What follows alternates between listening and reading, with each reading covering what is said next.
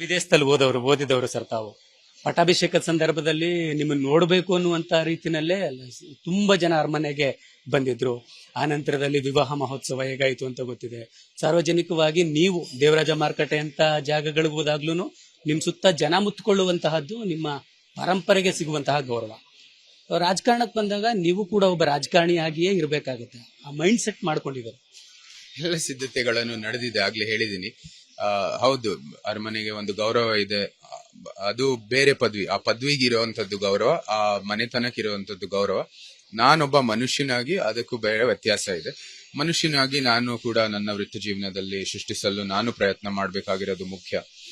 ಅದ್ರ ಜೊತೆಗೆ ಮೈಸೂರು ಕೊಡಗು ಕ್ಷೇತ್ರದಲ್ಲಿ ಅಭಿವೃದ್ಧಿ ಕೆಲಸ ಮಾಡಬೇಕಾಗಿದೆ. ನಂದೇ ಒಂದು ಕನಸು ಇದೆ, ನಂದೇ ಒಂದು ಅಪ್ರೋಚ್ ಇದೆ. ಸೊ ಅದಕ್ಕೂ ಕೂಡ ನಾನು ಜನರಿಗೆ ಒಂದಿಗೆ ನಾನು ಅವರ ಆಕಾಂಕ್ಷೆಗಳನ್ನು ಪೂರೈಸೋದಕ್ಕೂ ಕೂಡ ನಾನು ಸಿದ್ಧ ಆಗಿದ್ದೀನಿ. ಸೊ ಅದೆಲ್ಲಾನು ಮುಂದುವರಿತಾ ಹೋಗ್ತೀವಿ. 1984ರಲ್ಲಿ ಶ್ರೀಕಂಠ ದತ್ತರು ಅಂದ್ರೆ ತಮ್ಮ ತಂದೆಯವರು ಮೊದಲ ಬಾರಿಗೆ ಚುನಾವಣೆಗೆ ಸ್ಪರ್ಶಿದ್ರು. ಅದಕ್ಕೆ ಇವತ್ತಿಗೆ 2024ಕ್ಕೆ ಸುಮಾರು 40 ವರ್ಷ ಆಗುತ್ತೆ ಸರ್. ಆಗ ಅವರನ್ನ ಹೇಗೆ ರಿಸೀವ್ ಮಾಡಿದ್ರು, ಈಗ ನಿಮ್ಮನ್ನ ಹೇಗೆ ರಿಸೀವ್ ಮಾಡ್ತಾರೆ, ನಿಮ್ಮ ಮನಸ್ಸೊಳಗೆ ಏನ್ ಅನ್ಸುತ್ತೆ ಸರ್? ಅವ್ರಿಗೆ ಹೇಗೆ ರಿಸೀವ್ ಮಾಡಿದಂಥದ್ದು ನಿಮ್ಗೆ ಹತ್ರನೇ ಎಲ್ಲ ದಾಖಲೆಗಳಿದೆ. ನಮ್ಮ ಮಾಧ್ಯಮದವ್ರ ಜೊತೆ ಬಹಳ ಸಂತೋಷದಿಂದ ಜನ ಸ್ವೀಕರಿಸಿದ್ರು. ಯಾಕಂದ್ರೆ ಅವ್ರು ಒಳ್ಳೆ ಅಭಿವೃದ್ಧಿ ಮಾಡಿದ್ರು, ಅನೇಕರು ಒಳ್ಳೆ ಅಭಿವೃದ್ಧಿ ಮಾಡಿದ್ದಾರೆ ಈ ಕ್ಷೇತ್ರಕ್ಕೆ. ಅವ್ರು ಎಲ್ಲ ರೀತಿಯ ಅಭಿವೃದ್ಧಿ ಕೆಲಸನೂ ಮಾಡಿದ್ರು. ಅದೇ ರೀತಿ ಇವತ್ತು ಕೂಡ ಒಳ್ಳೆ ಒಂದು ರೆಸ್ಪಾನ್ಸ್ ಬಂದಿದೆ ನಮಗೂ ಕೂಡ. ಅದನ್ನ ನಾವು ಅವರ ಆಕಾಂಕ್ಷೆಗಳನ್ನು ಪೂರೈಸುವಂತದ್ದು ನಂಬಿಕೆ ಇದೆ.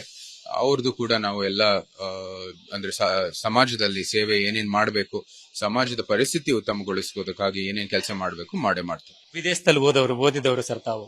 ಪಟ್ಟಾಭಿಷೇಕದ ಸಂದರ್ಭದಲ್ಲಿ ನಿಮ್ಮನ್ನು ನೋಡಬೇಕು ಅನ್ನುವಂತ ರೀತಿನಲ್ಲೇ ತುಂಬಾ ಜನ ಅರಮನೆಗೆ ಬಂದಿದ್ರು. ಆ ನಂತರದಲ್ಲಿ ವಿವಾಹ ಮಹೋತ್ಸವ ಹೇಗಾಯಿತು ಅಂತ ಗೊತ್ತಿದೆ. ಸಾರ್ವಜನಿಕವಾಗಿ ನೀವು ದೇವರಾಜ ಮಾರುಕಟ್ಟೆ ಅಂತ ಜಾಗಗಳಿಗೆ ಹೋದಾಗ್ಲೂ ನಿಮ್ ಸುತ್ತ ಜನ ಮುತ್ಕೊಳ್ಳುವಂತಹದ್ದು ನಿಮ್ಮ ಪರಂಪರೆಗೆ ಸಿಗುವಂತಹ ಗೌರವ.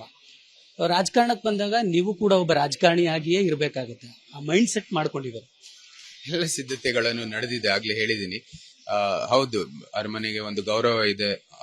ಅದು ಬೇರೆ ಪದವಿ, ಆ ಪದವಿಗೆ ಇರುವಂತದ್ದು ಗೌರವ, ಆ ಮನೆತನಕ್ಕೆ ಇರುವಂತದ್ದು ಗೌರವ.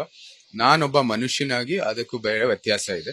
ಮನುಷ್ಯನಾಗಿ ನಾನು ಕೂಡ ನನ್ನ ವೃತ್ತಿ ಜೀವನದಲ್ಲಿ ಸೃಷ್ಟಿಸಲು ನಾನು ಪ್ರಯತ್ನ ಮಾಡಬೇಕಾಗಿರೋದು ಮುಖ್ಯ. ಅದ್ರ ಜೊತೆಗೆ ಮೈಸೂರು ಕೊಡಗು ಕ್ಷೇತ್ರದಲ್ಲಿ ಅಭಿವೃದ್ಧಿ ಕೆಲಸ ಮಾಡಬೇಕಾಗಿದೆ. ನಂದೇ ಒಂದು ಕನಸು ಇದೆ, ನಂದೇ ಒಂದು ಅಪ್ರೋಚ್ ಇದೆ. ಸೊ ಅದಕ್ಕೂ ಕೂಡ ನಾನು ಜನರಿಗೆ ಒಂದಿಗೆ ನಾನು ಅವರ ಆಕಾಂಕ್ಷೆಗಳನ್ನು ಪೂರೈಸೋದಕ್ಕೂ ಕೂಡ ನಾನು ಸಿದ್ಧ ಆಗಿದ್ದೀನಿ. ಸೊ ಅದೆಲ್ಲಾನು ಮುಂದುವರಿತಾ ಹೋಗ್ತೀವಿ.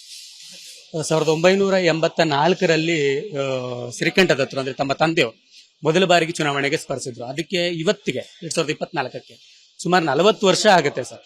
ಆಗ ಅವರನ್ನ ಹೇಗೆ ರಿಸೀವ್ ಮಾಡಿದ್ರು, ಈಗ ನಿಮ್ಮನ್ನ ಹೇಗೆ ರಿಸೀವ್ ಮಾಡ್ತಾರೆ, ನಿಮ್ಮ ಮನಸ್ಸೊಳಗೆ ಏನ್ ಅನ್ಸುತ್ತೆ ಸರ್?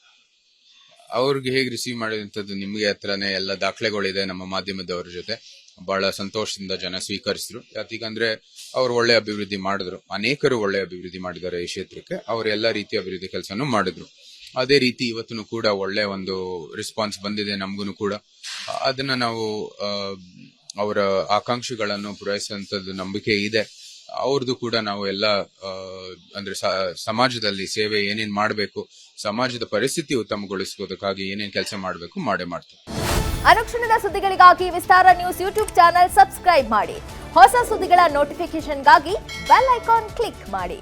ಲೇಟೆಸ್ಟ್ ಅಪ್ಡೇಟ್ಸ್ಗಾಗಿ www.vistaranews.com ವೆಬ್ಸೈಟ್ಗೆ ವಿಸಿಟ್ ಮಾಡಿ. ಅಂಗೈಯಲ್ಲೇ ಜಗತ್ತಿನ ಸುದ್ದಿ ತಿಳಿಯಲು ವಿಸ್ತಾರ ನ್ಯೂಸ್ ಕನ್ನಡ ಆಪ್ ಡೌನ್ಲೋಡ್ ಮಾಡಿ.